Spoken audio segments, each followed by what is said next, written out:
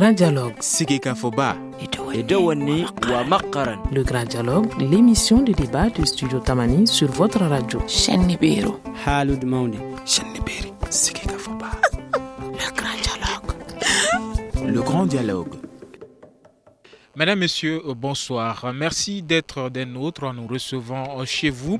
Nous sommes aujourd'hui lundi 3 août 2015. Bienvenue donc à cette émission. Aujourd'hui, il est question de la situation sécuritaire avec la mort lors d'attaques surprises de plusieurs soldats maliens dans le nord et au centre du pays.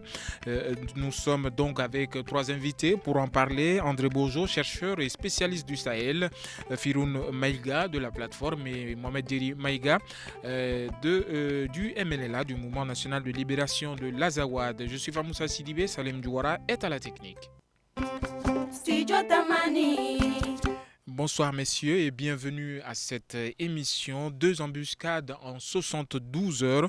Dans un premier temps, 2 soldats maliens ont été tués samedi et 4 autres blessés dans une embuscade tendue par des hommes armés vers Nampala, près de la frontière avec la Mauritanie. Dans un second, tôt ce matin, une autre attaque a été menée contre un camp militaire à Gourmararousse, tuant 11 soldats de la garde nationale. Alors, vers quoi se dirige-t-on dans cette crise malienne? André Bojo, si nous l'avons au téléphone. Bonjour. Bonjour. Alors, André Bojo, dites-nous vers quoi se dirige-t-on? Allô. Oui, je vous entends. Allô. Oui, j'ai pas entendu votre question. Alors, j'ai décrit la situation, plus d'une dizaine de soldats tués en moins de 72 heures. Alors, vers quoi se dirige-t-on? C'est difficile à dire vers quoi. C'est course, c'est une observation vue de l'extérieur. Manifestement, les conditions de sécurité et les conditions de la paix ne sont pas réunies, puisque, comme vous venez de citer, des attentats qui se sont produits dans la région de Ségou, sur l'axe Diabali et Nampala, et puis plus récemment, ça veut dire ce matin, à Gourmararousse. Ça repose le problème, de mon point de vue, qui demeure un problème de fond, c'est les conditions d'élaboration des accords de paix dits d'Alger. La première chose que je veux souligner, c'est comment peut-on signer des accords de paix sans prendre en compte la donnée des groupes armés narco-djihadistes qui sont quand même dans le septentrion malien, qui étaient dans le septentrion malien et qui maintenant sont pratiquement sur l'ensemble du territoire malien. Si ce n'est pas pris en compte pour créer des conditions de la paix, il est bien évident qu'eux vont continuer à faire des attentats et à mener leur politique qu'ils mènent depuis déjà plusieurs années. La deuxième chose que je voudrais dire à propos toujours du contenu des accords d'Alger, à partir du moment où les autorités maliennes ont reconnu le bien fondé de l'existence de l'entité géographique, politique et culturelle de l'Azawad, les gens cherchent à se placer se réclamant de l'Azawad pour trouver probablement des postes dans un éventuel remaniement ministériel. Donc encore une fois, le problème de fond, c'est le contenu des accords d'Alger. Comment peut-on parler de retour à la paix sans avoir pris en compte cette dimension des groupes armés narco-djihadistes qui, eux, ne veulent pas négocier? Donc on est dans des contradictions insurmontables. Merci beaucoup André Bourgeot. Je rappelle que vous êtes chercheur et également spécialiste du Sahel. Alors Firoun Maïga avec moi dans ce studio. Firoun, dites-nous qui sont ces terroristes et d'où ils viennent? Oui, bonsoir tout le monde, bonsoir André. Je voulais d'abord m'incliner devant l'âme des disparus. C'est des Maliens qui sont partis dans des conditions nobles, les armes à la main. Et c'est quelque chose qui arrive, qui doit arriver dans des situations comme ça. Je pense que les Maliens et les Maliennes se doivent de se ressaisir et d'aller de l'avant.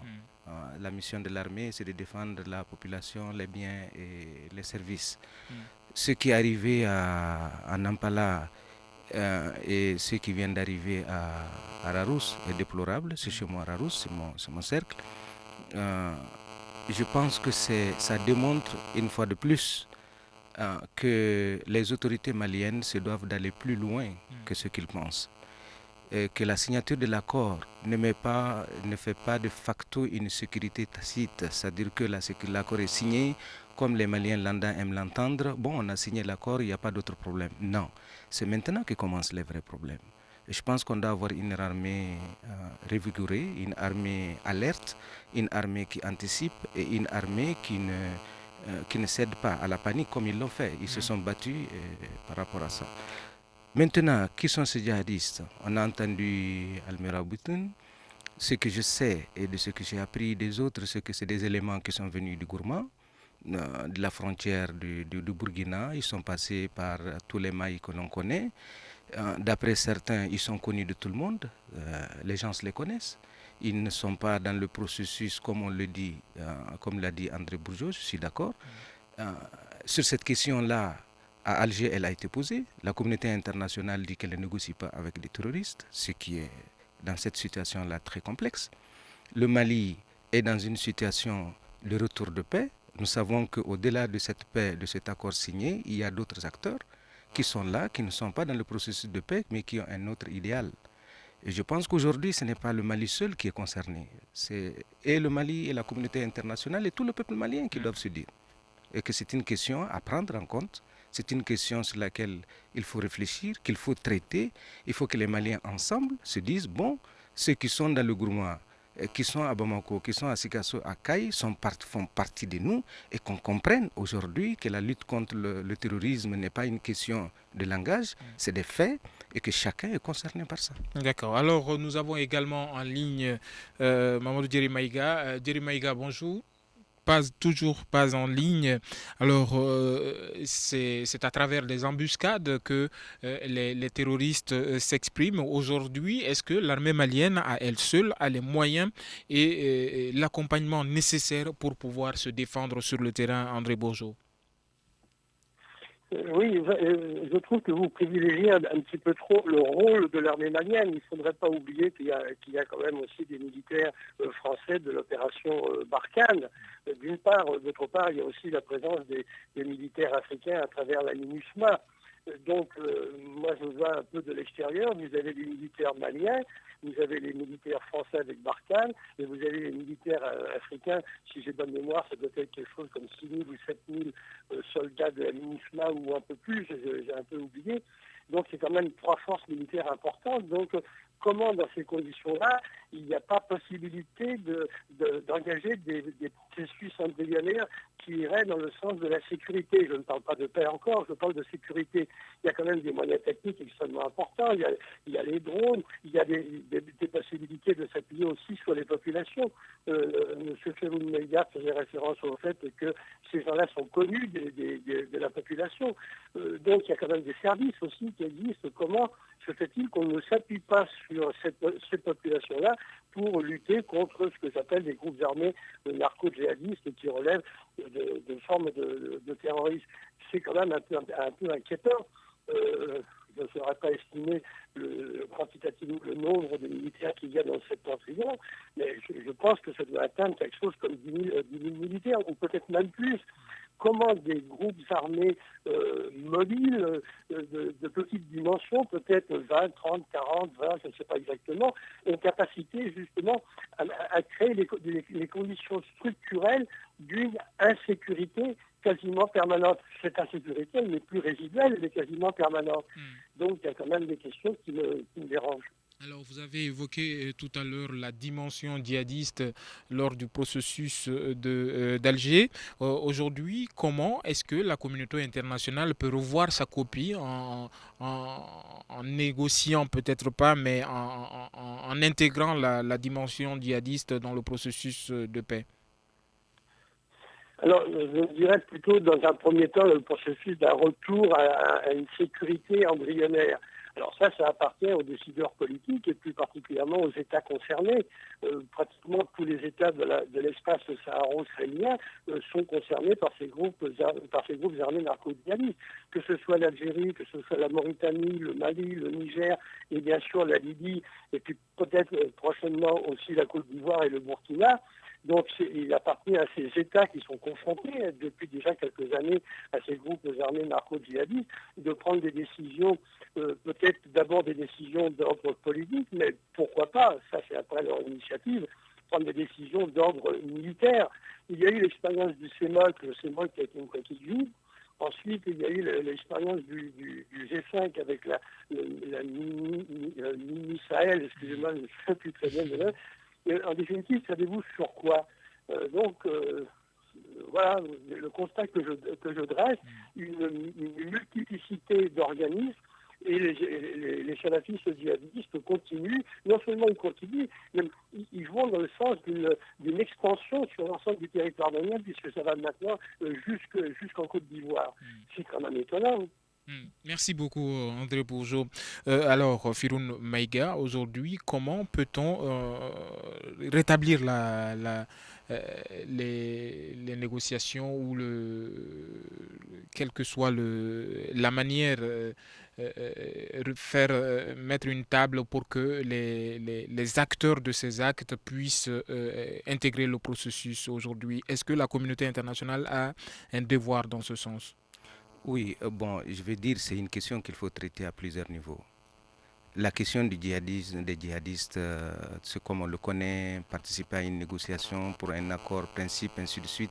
Je pense que ça, c'est déjà quelque chose qui est à côté parce que le Mali et la communauté nationale et internationale ne sont pas prêts à négocier avec des gens qui ont une autre idéologie, contraire au principe d'un État républicain, laïque, ainsi de suite.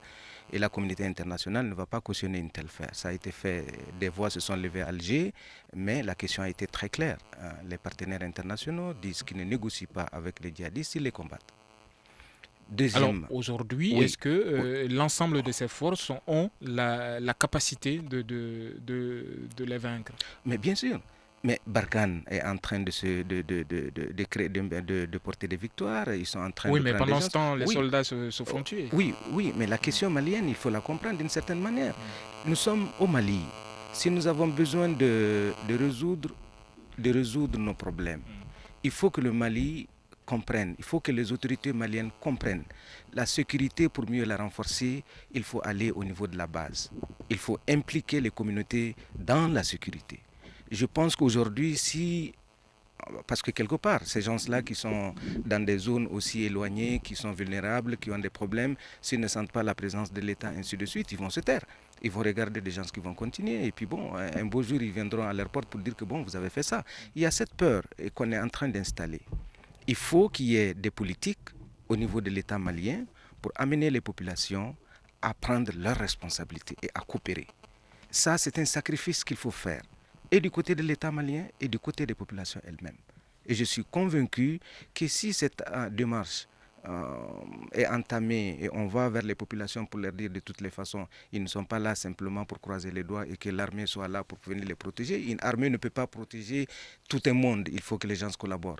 Allez-y en France, vous avez des gens qui dénoncent à la minute quand il y a des suspects qu'on ne connaît pas. Allez-y aux États-Unis, à la moindre des choses, il y a des gens qui viennent. Pourquoi ici les Maliens ne se lèvent pas et comprennent que l'attitude qu'ils sont en train de prendre est suicidaire? Ces djihadistes peuvent faire des actions ici à Bamako parce que nous sommes naïfs, je m'excuse du terme, je le dis, nous sommes d'une autre manière, on pense que ce n'est pas notre affaire, c'est l'affaire de telle personne. Aucune armée, à elle seule, ne peut sécuriser un pays sans la participation des populations elles-mêmes pour lesquelles elle est en train. Donc, il y a ça.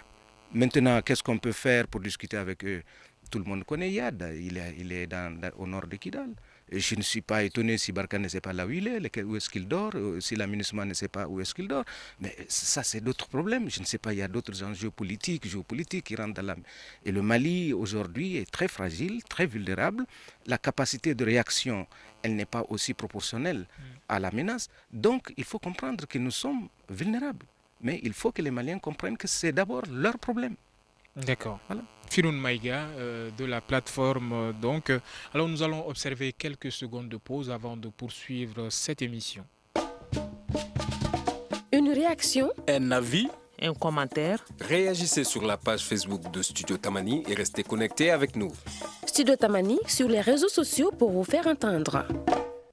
Studio Tamani sur les réseaux sociaux, c'est notre page Facebook et notre compte Twitter pour vous permettre de réagir face à ce que vous entendez dans cette émission ou tout simplement faites un tour sur notre site web www.studiotamani en un seul mot.org. Alors nous sommes aujourd'hui en train de réfléchir sur la situation sécuritaire dans le pays avec la mort en 72 heures seulement de plus d'une dizaine de soldats maliens dans le nord et au centre du pays. Alors la rencontre Mali-Mauritanie s'est tenue ce week-end. Pourquoi cette rencontre et quelle est son urgence, André Bourgeot? Bon, l'embuscade qui a eu lieu récemment. Et puis je pense aussi, sans en avoir les preuves, que ça renvoie à la nature des coopérations entre la Mauritanie et puis le Mali. Mais je voudrais prolonger un petit peu les propos qu'a tenus M. Firou Moïga. Je crois que s'il n'y a pas une volonté politique, et j'insiste sur la volonté politique au niveau du gouvernement et au niveau de l'État malien pour procéder à une mobilisation de la population ne va pas se mobiliser spontanément. S'il n'y a pas des orientations politiques, une volonté politique, qu'elle soit laïque ou religieuse, je crois qu'il ne faut pas minimiser non plus l'influence et le poids politique du Haut Conseil islamique du Mali.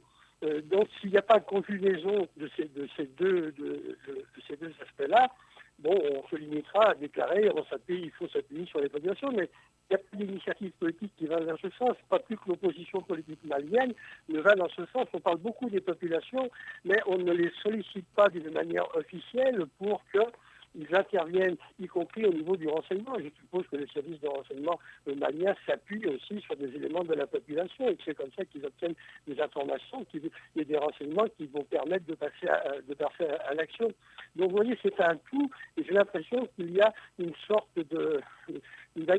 d'absence d'organisation et de volonté politique. C'est peut-être une erreur de ma part, mais c'est comme ça que je le ressens. Alors, merci beaucoup, André Bourgeot. Alors, Firoun Maïga, vous êtes de la plateforme aujourd'hui. Comment définir cette réunion entre le Mali et la Mauritanie? Oui, il faut saluer cela. Le Mali et la Mauritanie sont deux pays frères. Nous avons des relations séculaires. Nous sommes de part et d'autre de la frontière. N'oubliez pas que la question de Nara, tout dernièrement par rapport à ce qui s'est passé, a beaucoup touché la Mauritanie. Nampala également. Nampala, effectivement. Nampala, c'est seulement hier. Bon, donc il y a une coopération entre le Mali et la Mauritanie pour sécuriser les frontières, les populations et leurs biens et tout ce qui se passe. Donc moi je pense que la situation telle qu'elle se présente exige effectivement que les deux pays se concertent. Mais cette fois-ci, il faut que ce soit une concertation de franche collaboration.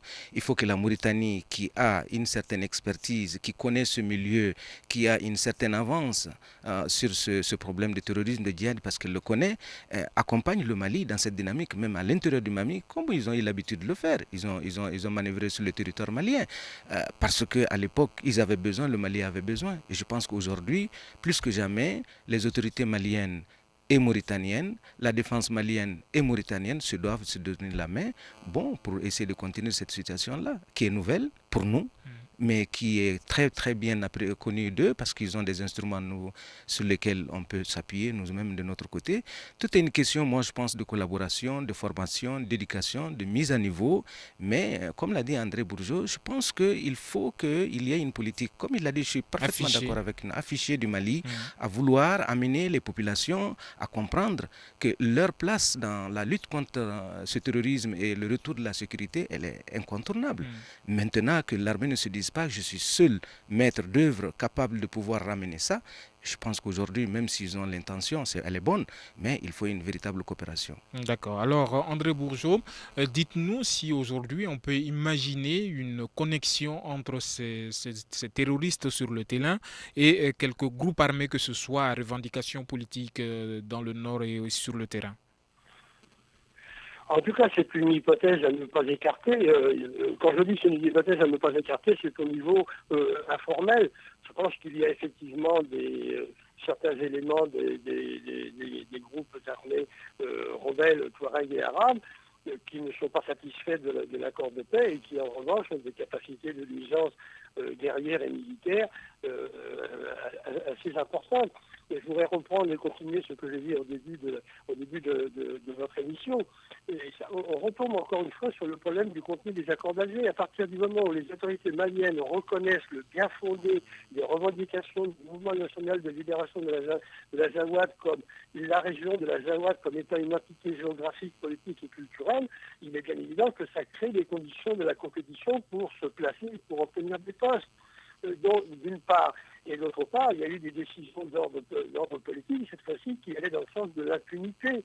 Donc, moi, je me mets à la place de ces gens-là. Ils se disent, bon, on a une garantie parce qu'on sera dans l'impunité. Il faut qu'on fasse comme tout le monde, qu'on se batte pour obtenir des postes. Donc, ça ne peut que générer des dynamiques et des pratiques de type opportuniste, opportuniste au sens premier du terme. Ça veut dire que la dimension politique dans ce genre de comportement. Donc je crois que tant qu'on n'aura pas abordé d'une manière sereine et politique le contenu des accords, on risque de reproduire les erreurs que l'on a passées. Merci beaucoup André Bourgeois. Alors nous restons toujours sur cette rencontre Mali-Mauritanie. Aujourd'hui, ces deux pays se concertent. Pourquoi l'Algérie n'est pas dans ce groupe, Firoun? Oui, mais il faut comprendre que le Mali aussi a une coopération avec l'Algérie. Entre le Mali et l'Algérie, il y a une coopération très poussée, avancée. Et je sais que ce n'est pas aujourd'hui qu'on peut dire que l'Algérie a été en marge des questions sécuritaires au Mali. Elle est très impliquée. Elle a aussi piloté les pourparlers pour les accords. Elle est concernée parce qu'elle partage une frontière qui est proche de ces foyers de tension. Donc, je ne pense pas que l'Algérie soit un peu en marge, mais elle travaille avec le Mali en ce qui le concerne dans le cadre de leur coopération bilatérale. Maintenant, entre le Mali et la Mauritanie, c'est ça. Ça peut se faire entre le Mali et le Sénégal, ça peut se faire entre le Mali et le Burkina. Chaque fois que la question prenne une dimension politique assez importante, je pense que les États sont dans leur responsabilité à se concerter, à voir. La question, c'est du côté de la Mauritanie, parce que nous partageons effectivement des populations de part et d'autre. Nous avons des djihadistes de part et d'autre. La Mauritanie a des djihadistes, nous avons des djihadistes. Ce n'est pas exclu qu'il n'y a pas de djihadistes en Algérie, ainsi de suite. Tout le monde sait ce qui se passe. Mais je pense que ce rapprochement fait que nous avons des intérêts communs que nous devons chercher à sauvegarder ensemble. Et la question de l'Algérie aussi est une question fondamentale. Et je pense que le Mali entreprend aussi dans ce sens-là des dispositions qui sont presque avancées. Parce qu'entre le Mali et l'Algérie, vous savez, ce n'est pas une question d'aujourd'hui. C'est une question de depuis les indépendances. Nous avons été toujours ensemble. Et si l'Algérie est à côté du Mali et même dans ce processus quelque chose qui est à saluer, ça veut dire que sa place est importante dans le retour de la sécurité au Mali. Et pour l'Algérie et pour le Mali. Donc c'est une question qui est traitée, mais comme les États sont des États, nous, en tant que citoyens, nous ne pouvons qu'apprécier et regarder chaque fois qu'une information nous arrive, nous la traitons comme ça. Il est possible qu'il y ait aussi d'autres activités, d'autres actions là. Alors, André Bourgeois, que faut-il attendre d'une telle rencontre entre le Mali et la Mauritanie ? Alors, André Bourgeois nous a fait faux bond. Nous allons retenter de le joindre par téléphone. La régie va donc essayer de joindre André Bourgeois. D'ici là, Firoun Maïga, vous dites que l'Algérie n'est pas en marge de cette situation, mais il y a aussi le Niger. On voit peu d'actions du gouvernement du Mali vis-à-vis du Niger pour endiguer ce problème de terrorisme. Bon, écoutez, le Niger et le Mali, comme les autres pays de ce côté-là, ont de sérieux aussi problèmes. N'oubliez pas que le problème de Boko Haram qui nous arrive jusqu'ici a pris naissance au Nigeria et c'est le Niger qui est aussi impliqué. Donc, ils ont aussi des défis à relever. Mais ça n'a pas empêché au Niger d'être présent. Il y a une armée nigérienne aujourd'hui au sein de la MINUSMA qui occupe de vastes zones, comme la zone de Menaka. Ils sont à Kidal, ils sont à Gao, ainsi de suite. Donc le Niger est présent. N'oubliez pas aussi que tous ces États-là sont membres du comité de suivi de la médiation de l'accord. Donc c'est vrai que la mise en œuvre de cet accord va recommander effectivement des actions stratégiques de part et d'autre de chaque État pour essayer de prendre en tenaille le problème de l'insécurité dans la sous-région sahélo-sahélienne. Ça, c'est quelque chose, je pense qu'ils le pensent, c'est des États qui doivent réfléchir sur ça. Maintenant, de manière claire, est-ce qu'il y a une action politique d'éclat qui va montrer, comme celui du Mali et de la Mauritanie, qu'elle se passe de l'autre côté? Bon, les actions sont les actions. Peut-être que le temps va nous donner l'occasion de mieux raison, quoi. C'est tout ce que je peux dire. Mais je pense que ce qui est en train de se faire, le retour de la sécurité, le problème de nos frères qui sont djihadistes, et une question a été posée, le problème de ceux qui sont mécontents, qui ne se reconnaissent pas dans l'accord, qui sont des... Mais je dis simplement, moi, de ma compréhension, ce que l'on parle de djihadistes, que ce soit Peul, Sonraï, Touareg, ainsi de suite, même en Sardine, ainsi de suite, c'est sur le même territoire, on se connaît.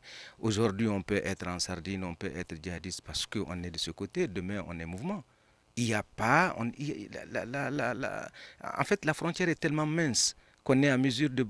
il est possible de basculer dans n'importe quelle chose. Parce que la question du trafic, la question de la drogue, elle est quelque chose qui est un enjeu important et tous ont appris à connaître les intérêts de ce qu'on peut tirer de ça, que ce soit groupe armé, que ce soit djihadiste. Donc, ils se connaissent. Et il y a des gens, il y a des djihadistes qui sont, comment on peut le dire, on les connaît, les populations les connaissent. Hein. Les populations les connaissent. Le seul problème, ils ne peuvent pas les dénoncer simplement parce qu'on se dit, je n'ai aucune garantie pour me dire aujourd'hui, voilà ce type-là. Est-ce que c'est un aveu d'impuissance que vous mettez aujourd'hui en avant de la part des autorités? Peut-être, on les connaît, mais on ne peut pas les vaincre. Non, les autorités, c'est autre chose. Si le Mali rencontre des djihadistes, c'est sûr et certain qu'ils ont la capacité de pouvoir se défendre et même de pouvoir les détruire. Ça, c'est des forces contre des forces. Je parle de la population malienne qui occupe ces zones. Il y a le poids de l'islam au Mali qui est un enjeu véritable. Aujourd'hui, quand le Mali a été occupé en 2012, vous avez vu l'effort des religieux. Ils sont partis à Kidal. Alors, pourquoi aujourd'hui il y a un silence? Pourquoi aujourd'hui personne ne parle? Pourquoi aujourd'hui personne ne lève la voix pour dire que non, écoute, il y a quelque chose qui se passe, nous ne sommes pas d'accord. Le même jeu qui a été en 2012 est valable aujourd'hui pour aujourd'hui. Parce qu'aujourd'hui, la situation sécuritaire, elle est encore meilleure que celle de 92. Il y a un silence. Tout le monde pense que c'est le problème peut-être de l'État, ou même si c'est leur problème, ils ne l'affichent pas. Donc il y a une démission, pas de l'État malien, parce que l'État c'est ce qu'elle a. Mais tu ne peux donner que ce que tu as. L'État malien, c'est ce que nous lui donnons. L'armée malienne, c'est celle que nous voulons qu'elle soit. Et si elle est à ce niveau-là, il faut s'interroger soi-même. D'accord. Alors nous allons repartir du côté de la France, retrouver André Bourgeot. André Bourgeot, que peut-on attendre d'une telle rencontre entre le Mali et la Mauritanie? Est-ce qu'il va y avoir des actions concrètes à l'issue de cette rencontre? S'il n'y a pas d'action concrète, ce sera encore une réunion ou deux réunions qui déboucheront sur rien, si ce n'est que sur des déclarations d'intention. Le problème est le suivant, c'est que les réunions doivent déboucher sur des actions concrètes bien définies. Je reprends le problème des relations avec les populations. Il ne s'agit pas de faire de la délation. Les populations ne sont pas faites pour ça, mais elles ont capacité à s'organiser justement pour lutter contre les éléments de ces groupes armés narco-djihadistes qui connaissent très bien et sans pour autant passer par la délation. C'est ce que j'entends par une mobilisation de type populaire. C'est ça que je veux dire.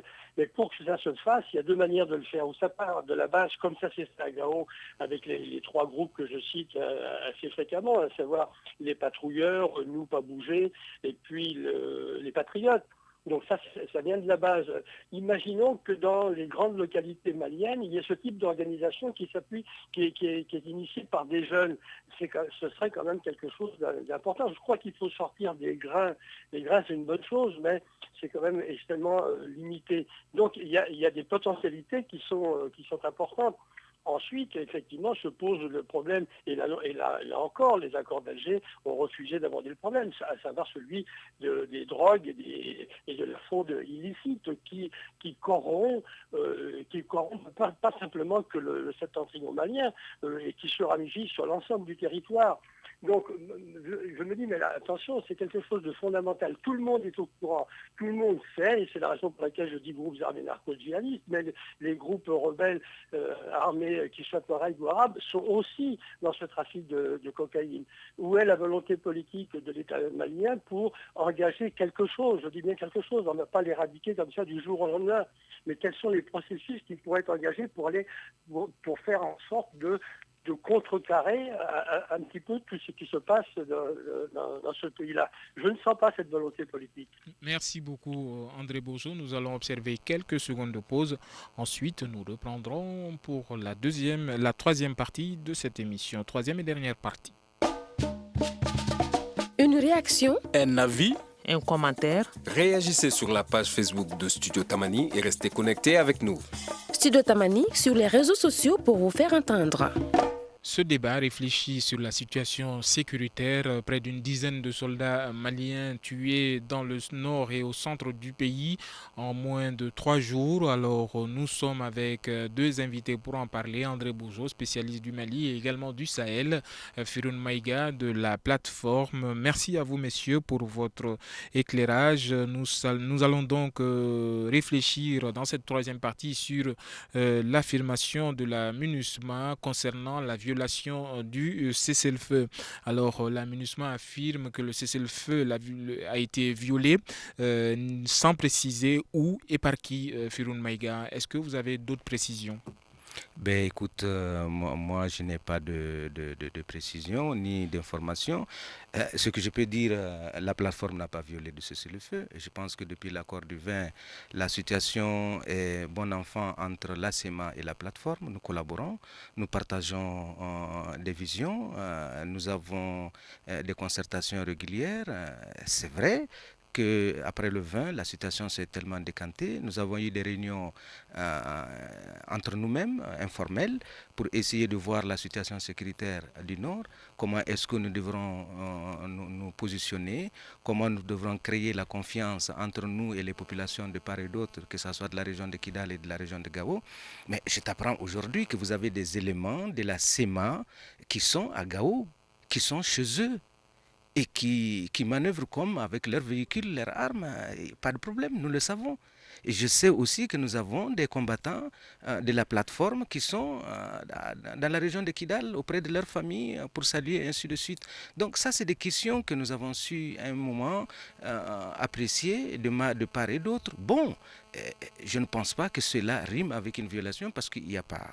Il y a violation quand il y a tir, il y a occupation, il y a autre chose conformément à l'accord tel que nous l'avons signé. Mais aujourd'hui, je pense que s'il y a violation, peut-être que la MINUSMA a constaté Barkhane violer quelque chose, ou bien elle-même, elle a violé quelque chose. Moi, je ne sais pas. En tout cas, je m'informe. Si la MINUSMA peut nous indiquer qui a violé quoi, en ce moment, je pourrais donner mon point de vue. Mais pour le moment, je pense qu'entre la plateforme et la CEMA, aujourd'hui, on se retrouve entre nous Maliens. Et je pense que c'est des choses à encourager. Merci Firoun Maïga, vous êtes de la plateforme. Alors André Bourgeot, que comprendre de cette situation? La plateforme et la CEMA disent que ce cessez-le-feu demande plus de clarté donc à la MINUSMA par rapport au lieu et aux acteurs de cette violation du cessez-le-feu. Doit-on encore plancher sur des questions similaires, André Bourgeot?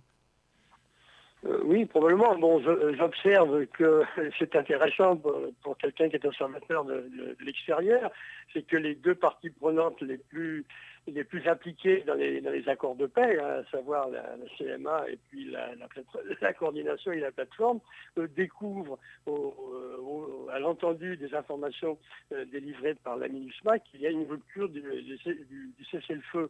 Donc on s'est dit, mais on est où? Les deux intéressés découvrent, la MINUSMA dit qu'il y a eu une rupture du cessez-le-feu. S'il y a effectivement rupture du cessez-le-feu, se pose le problème de fond qui n'est pas encore abordé, mais qui le sera probablement dans les semaines qui viennent, c'est le problème du cantonnement de ces groupes armés, et ça participe aussi d'une des conditions d'application des accords de paix. Alors quand dans quel moment, dans quelles circonstances on va aborder ce problème du cantonnement, c'est un gros morceau, d'autant que le cantonnement va poser aussi le problème des conditions de réinsertion d'insertion, d'installation de certains éléments dans les structures militaires maliennes ou dans les structures administratives maliennes. Donc là, c'est un gros morceau. Apparemment, il n'y a pas de cantonnement, puisque la MINUSMA observe, elle ne dit pas qui fait quoi, mais elle a constaté des mouvements de groupes armés qui parcourent, qui sillonnent certaines villes du Septentrion. Alors, je rappelle que nous avons fait appel au MNLA, aux membres donc de la CEMA, de la coordination des mouvements armés de l'Azawad, à cette émission. Mais depuis le début de cette émission, nous tentons de joindre Jerry Maïga, membre du MNLA, sans succès. Alors, je reste avec vous, André Bourgeot. Aujourd'hui, est-ce que ce processus de paix, de retour à la normale, est en train d'avancer comme vous le souhaitez en tant qu'analyste? Comme je le souhaite, certes pas, mais il n'y a aucune condition d'application des accords qui se fait d'une manière linéaire.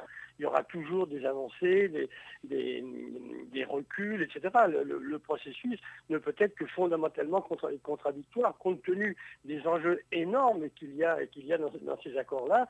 Et par ailleurs, la diversité aussi des groupes armés. Tant qu'il n'y a pas une cohérence entre ces différents groupes, c'est difficile de procéder à des avancées de type linéaire.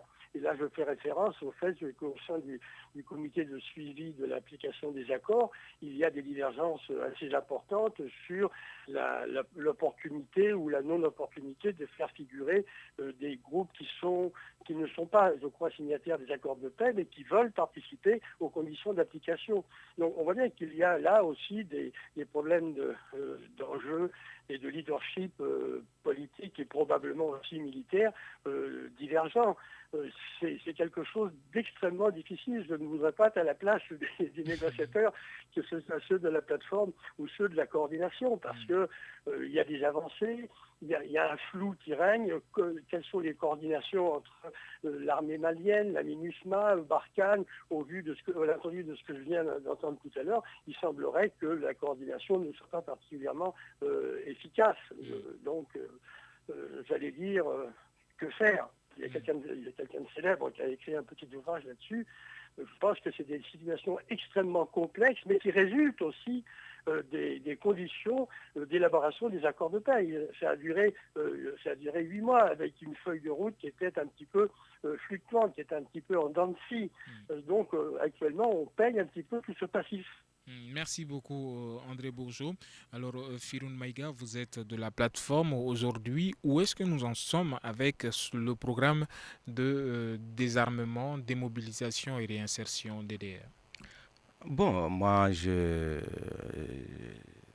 que je peux dire d'abord, pour qu'il y ait un désarmement, démobilisation, il faut qu'il y ait un cantonnement. Et s'il y a un cantonnement, il faut que les conditions soient réunies pour que ce cantonnement soit une réussite. Ce n'est pas seulement demander aux gens demain venez déposer les armes. Est-ce que les sites déjà ont été déterminés, les sites de cantonnement? Non, des discussions autour de ces sites sont avancées. Les mouvements ont donné leur position, les sites sur lesquels ils souhaitent se retrouver. En définitive, il est de la responsabilité du gouvernement du Mali de conduire les opérations de cantonnement, contrairement à ce que les gens se disent. Alors, ils doivent valider effectivement les sites autour desquels les gens auront des compromis. Une fois les sites identifiés, il faut qu'elles soient viabilisées. Il y a des normes. Et ce n'est pas un travail d'une semaine, de 2 semaines. Et puis cette question-là qu'on occulte un peu, il y a la question aussi du financement. Il faut qu'il y ait de l'argent pour que les conditions soient réunies afin de pouvoir viabiliser les sites et de dire, bon, nous sommes prêts pour telle date. L'accord définit dans son calendrier, effectivement, des dates. Alors, avant la crise de mai 2014, la MINUSMA disait avoir déjà acquis les fonds nécessaires pour ce programme. Est-ce qu'aujourd'hui, ceci est remis en cause? Non. La MINUSMA a le même temps. Ils sont disponibles, ils doivent rentrer, ils sont en mesure de pouvoir accompagner. Mais la MINUSMA, elle seule, ne peut pas organiser ça. Il faut que le Mali prenne les dispositions nécessaires parce que c'est elle qui a la responsabilité, effectivement, parce que c'est elle qui est le pays souverain qui doit accepter ses enfants de se retrouver. Je pense qu'aujourd'hui, vu l'avancée, au niveau du comité de suivi, les statuts et règlements intérieurs ont été validés. C'est vrai, André a dit des questions qui se riment à ça, mais c'est des questions, bon, c'est vrai qu'on veut mettre en avant, mais qui ne sont pas aussi importantes. Les acteurs, c'est le gouvernement du Mali, c'est la CEMA, c'est la plateforme. Il n'y a pas d'équivoque là-dessus. La porte elle est ouverte à tous ceux qui doivent venir accompagner dans la mise en œuvre. Il n'y a pas de restriction à ça. Mais il faut appeler le chat le chat. Voilà, ceux qui sont les acteurs, qui sont responsables, qui ont signé, ont la responsabilité de définir avec la communauté internationale une vision. Mais cela ne veut pas dire qu'ils doivent exclure X ou Y parce que simplement ils ont la latitude ou bien ils ont la supériorité. Non, ce n'est pas du tout ça. Je pense que sur cette question-là, on est en train de lui donner un contenu qui n'a pas son importance. Le problème, c'est la volonté du gouvernement, la volonté de la médiation, la volonté des partis à se retrouver, à avoir un calendrier opérationnel le plus tôt possible, à créer les meilleures conditions sécuritaires pour que les combattants se retrouvent sur les sites et se désarment. Mais pour aussi désarmer les combattants, il faut régler cette question-là autour de laquelle nous sommes en train de discuter aujourd'hui, la question sécuritaire globale. Est-ce qu'on peut mettre des gens dans des cantonnements alors qu'il y a des djihadistes qui se promènent tout autour ? C'est une question fondamentale et ce n'est pas le Mali seul, c'est le Mali, la communauté internationale, tous les pays du champ qui doivent créer les conditions pour pacifier cette zone avant d'arriver au cantonnement. Je pense qu'il y a une lueur d'espoir avec le Mali et la Mauritanie. Si aujourd'hui Nara est sécurisée, la forêt de Ouagadougou est sécurisée jusqu'au niveau de Tombouctou, je pense qu'on aurait gagné en temps. Si au niveau du sud, le Mali et Barkhane et la MINUSMA créent les conditions en une semaine, ils peuvent ratisser toute cette zone et on ne parlera même pas de ça. Pourquoi ? Ils ne le font pas. Pourquoi Barkhane ne le ferait pas? Pourtant, ils disent qu'ils luttent contre les djihadistes. Pourquoi la MINUSMA ne le fait pas? Ils disent qu'ils luttent contre le terrorisme. Et pourtant, voilà les zones de tension. Voilà. Alors, Barkhane est dans le nord, la MINUSMA également, ces forces étrangères sur le sol malien. Est-ce que Barkhane on peut mettre plus d'accent sur les capacités de Barkhane et lui demander de faire plus que cette force ne fait déjà sur le terrain, André Bourgeot? Je ne saurais pas très bien comment vous répondre. Parce que solliciter une nouvelle fois la présence de militaires étrangers ne me paraît particulièrement bon pour le devenir du pays. Je crois qu'il faut développer la fonction de l'armée malienne. D'une part. D'autre part, est-ce que la puissance française a les capacités financières et militaires de renforcer l'opération Barkhane au Mali? Ça ne me paraît pas évident. Les militaires français sont sur l'ensemble de l'espace saharo-sahélien, à l'exclusion de la Libye et puis de l'Algérie. Donc ça coûte cher aussi aux contribuables français. Donc il peut y avoir des conséquences politiques négatives sur le fait qu'il y a des militaires français un petit peu partout maintenant en Afrique de l'Ouest. Encore une fois, recourir aux forces extérieures ne me paraît pas bon, alors qu'il y a des manifestement au sein de la population malienne, au sein du peuple malien, des possibilités d'organisation pour lutter contre ces forces djihadistes, mais pas simplement, aussi contre les dissidents identifiés des groupes armés rebelles touareg et arabes. On connaît quels sont les irrédentistes qui ont dit non, on ne signera pas les accords d'Alger parce que nous sommes en désaccord avec tel et tel point. Donc encore une fois, on retourne sur ce problème qui me paraît fondamental, c'est est-ce qu'il va y avoir une volonté politique de procéder à la mobilisation du peuple malien qui est là et qui demande probablement qu'il y ait aussi à agir, à condition qu'on le sollicite. Merci beaucoup André Bourgeot, merci à Firoun Maïga. Je rappelle que le MNLA, le Mouvement National de Libération de l'Azawad, était invité à cette émission et malheureusement la régie n'a pas pu joindre Mamadou Djeri Maïga, vice-président donc du MNLA et membre de la coordination des mouvements armés de l'Azawad. Un grand merci à vous messieurs qui m'avez donc aidé à animer cette émission. André Bourgeot, chercheur spécialiste du Sahel, Firoun Maïga, membre de la plateforme. Ousmane Diadje Touré n'est pas là aujourd'hui. Cette émission a été entièrement réalisée par Seydou Fomba. Je suis Famoussa Sidibé. Salim Douara était à la mise en onde et Mamadou Ouattara nous a été d'un grand apport à la régie vidéo. Merci à tous. Bonsoir et à demain pour un autre débat.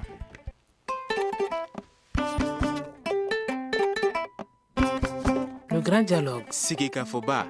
Edouani wa Makaran. Le grand dialogue, l'émission de débat du studio Tamani sur votre radio. Shenibiro. Halud Mauni. Shenibiri. Sigika Foba. Le grand dialogue. Le grand dialogue.